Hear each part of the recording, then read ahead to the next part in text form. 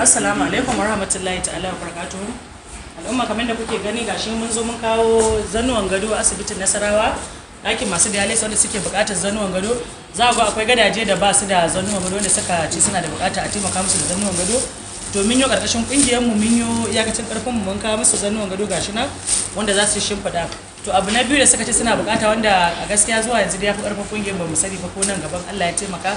Shine wannan ɗaki ya musu kaɗan na masu wankin koda da ake musu dialysis, suna buƙatar ƙarin ɗaki, musamman sun ce akwai wanda suke fama da cutar HIV kuma suna da ciwon koda, ko kuma masu ciwon hanta hepatitis kenan suna da kuma ciwon koda kidney din, to ba sa iya haɗa su a wannan ɗaki. Saboda haka sun ce suna da fili a nan baya wanda idan Allah ya hore wanda za su iya taimaka musu da gini za su iya taimaka musu, yana cikin sadakatin jariya nasu a cikin mutanenmu suna saurara ta akwai wanda za su iya wannan aiki kamar girman wannan ɗakin suke buƙata wanda za a taimaka ya zama sadakatin jariya a gina musu. Idan